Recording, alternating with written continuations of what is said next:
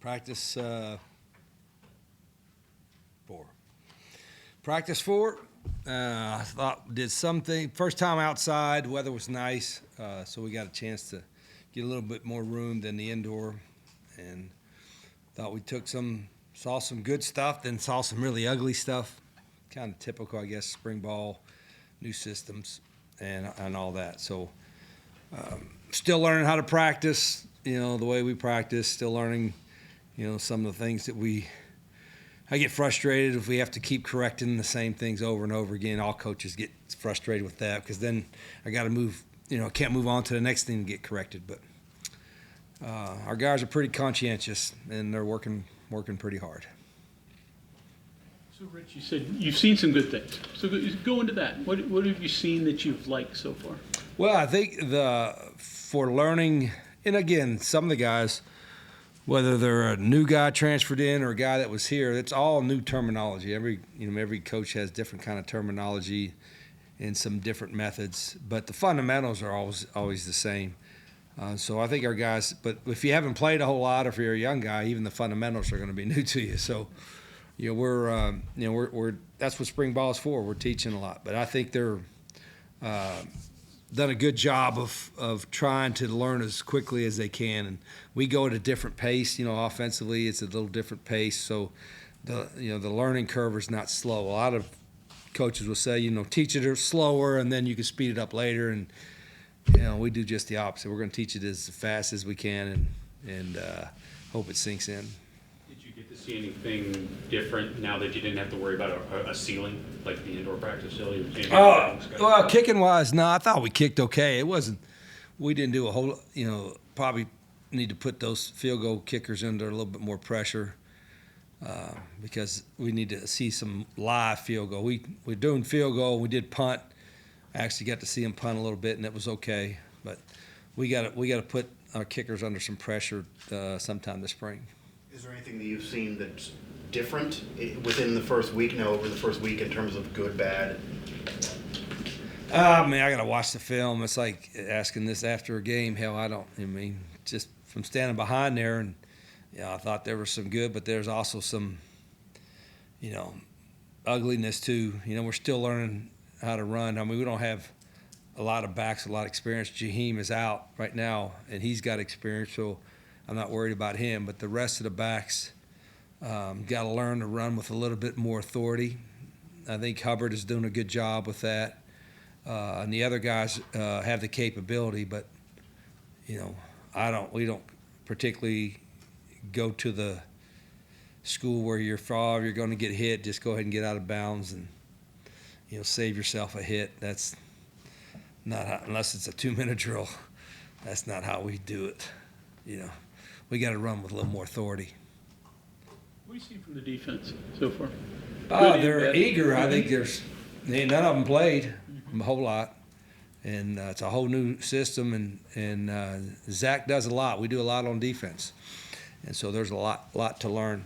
I didn't think they practiced well defensively today at all. From what our expectations are for him. We're gonna talk to Jack Bignell after you. Just talk about your relationship with him and the synergy that an offensive line coach has to have with the play call. Yeah, it's the offensive line coaches. They're all the coaching positions are important, but that's the position that your technique and your fundamentals have to be on point, right? And I got to work with Jack for a year at Ole Miss. Really respect him as a coach. Great person, outstanding recruiter. Understands ball, and he grew up with his dad and everything.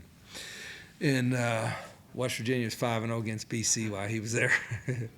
So I actually did play against him. That was my senior year, and Jack was the center. So we actually did play against each other, but. Tickled to have him, and then we got Derek Dressler's assistant O-line coach who's been with me the last several years at Jack State that knows our system. So Derek has been a huge plus of helping. Even Joe Jack knows the system I think pretty well. That was 6 years ago or something, 5 or 6 years ago. So Derek has been a big help with that as well. Can you talk a little bit about what you've seen from the offensive line that you like so far, and if there's anything you don't like either.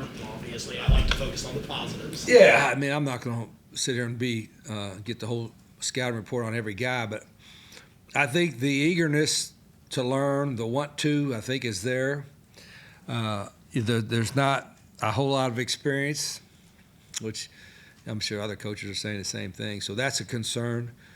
But I think I'm seeing steps every day where they get a little bit better. And, we got 10 more practices, and then they got all summer workouts and fall camp and all that stuff. So, but I love the attitude. They're a good group of guys. Our athleticism's okay. I think it's not off the charts.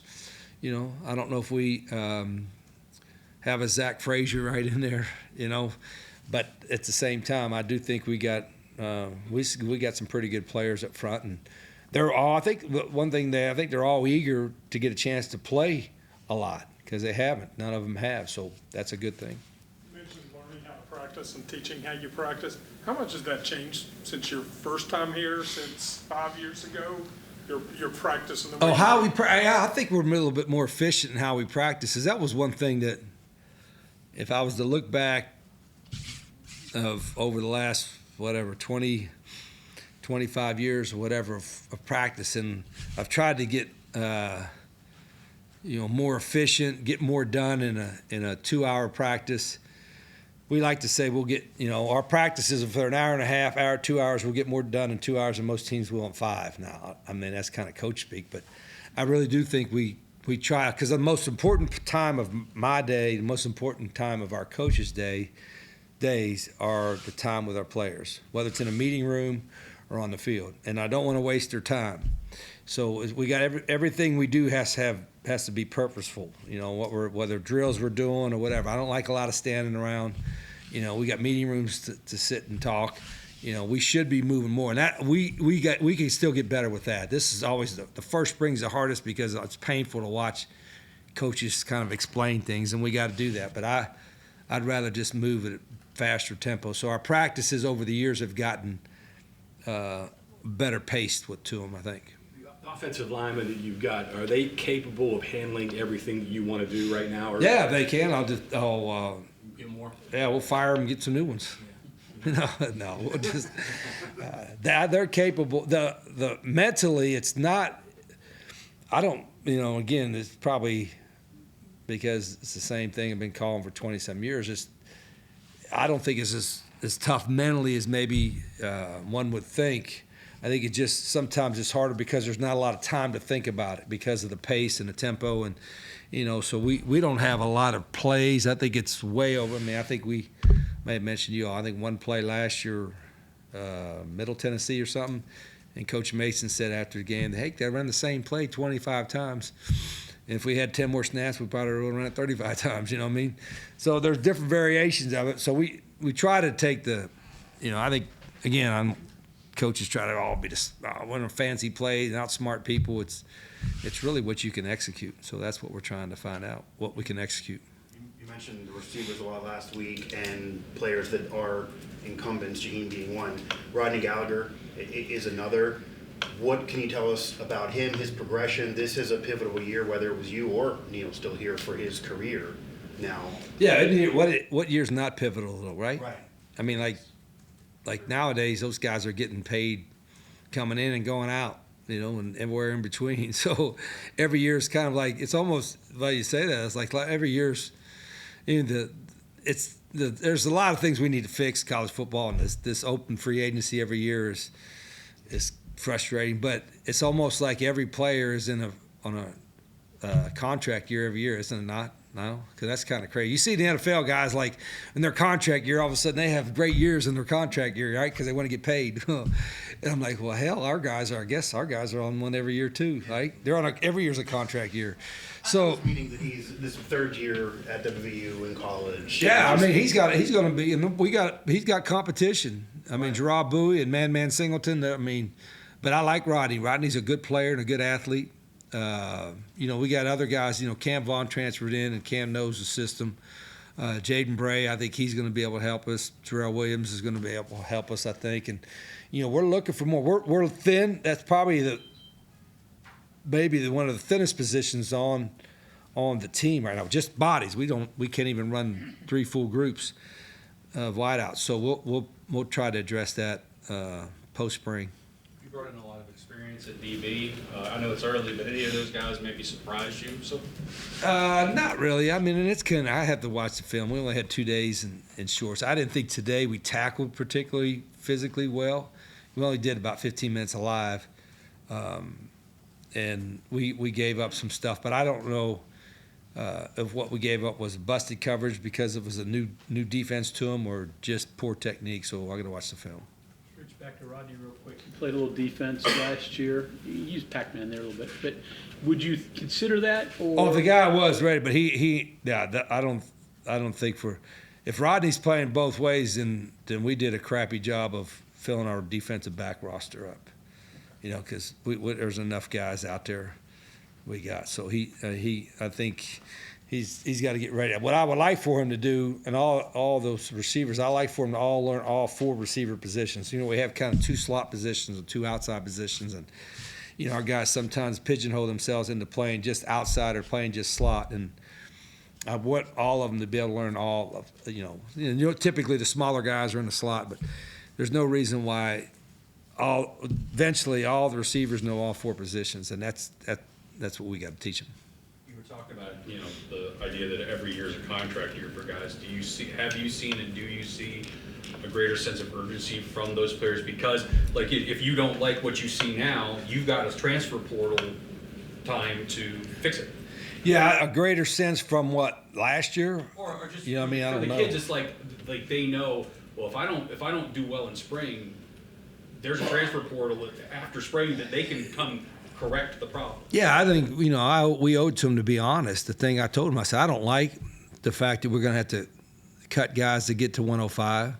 I think it's a shame that we're doing that. I mean, I know I know the reasons why.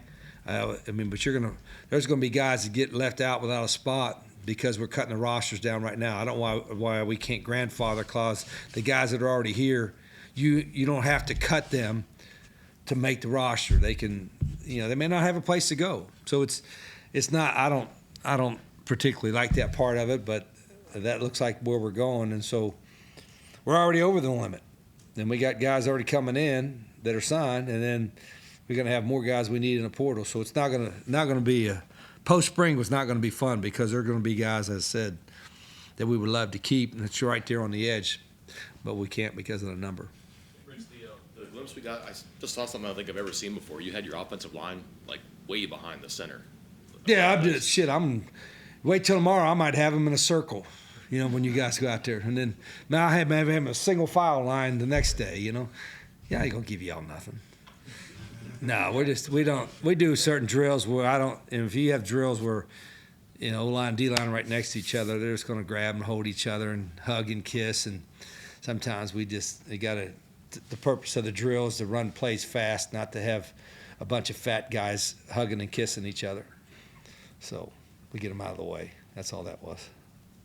Got a pretty good rotation of left-handers. It's kind of an oddity. You thought about that, or is it just the way it happens? Oh, lefty's a quarterback? Yeah. It's you got to think about it when you're making the play calls. We do some sprint outs and bootlegs and stuff like that, and that's always part of, hey, you'd rather bootleg a lefty going left than going right, but they work it going both ways, so it's not a deal. Like somebody asked me, it's like, have you ever is it different coaching a left-hander? No. Protections, though, right? What's that? Protections. Nah. What's different? Backside. What's that? You're better offensive lineman on the backside. Shoot, in a shotgun, ain't nothing's backside. Okay. Right? It's like, unless I stand in a shotgun like this, and catch the ball like that. I know I'm being facetious. Is that a right word, facetious? Is that right, Raquel? She's smarter than me. But no, the truth is, I think going in a shotgun, the answer to your question, going in a gun has changed a little bit what's front side or back side because you're seeing everything. That's one reason why 30 years ago I went in a shotgun, because I had a little short, where's he in? He in here, Jed Drenning? Had a little short Jed Drenning at 5'10", runs a 5'10", 40, but he could throw the piss out of it. But yeah, we'd move Jed back in a shotgun, all of a sudden, hey, I see everything. So anyway, yeah, it's not that from that standpoint. The only difference is with the lefty is when you sprint out or run that way. And We had a pretty good lefty here one time. Yeah, and it's number 7. How about the spin on the ball? I know wide receivers say sometimes the spin. Yeah, I mean, Is there well, anything there? I haven't. You're talking some kinesiology stuff, and I had kinesiology here, but I don't remember a damn thing from that class. And I had great teachers, but no, I don't. No, the spinning. I've heard that before, but I don't. I know it looks pretty, doesn't it? Sometimes a lefty, doesn't sometimes a ball coming off a lefty's hand. Boy, that looks like a pretty spiral, whatever. But no, I don't think. It's our 2 veterans, are lefties, which makes it kind of unique. But those guys are in a good battle, and it's hard to sometimes. Rhett's rotating them in on a good rotation and all that kind of stuff. But we've got 6 guys practicing, and we're trying to give everybody a fair amount of reps, and that's hard to do.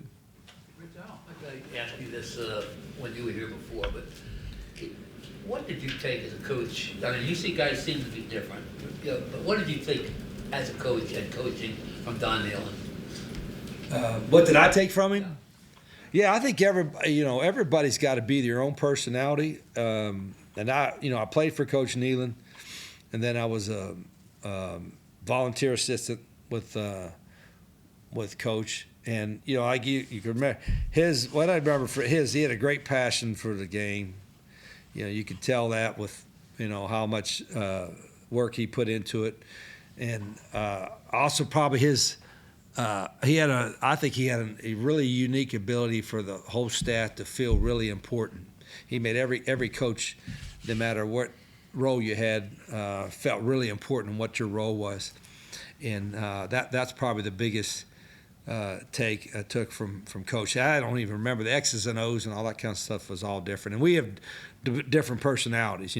Coach would get on somebody. I can remember he'd get on somebody once in a while. I think he had a crooked finger, and I remember coaches. Whenever that crooked finger came out, somebody was in trouble. That part I remember. But we're probably polar opposite personality-wise in how we run practices and stuff like that. How often did you see that crooked finger?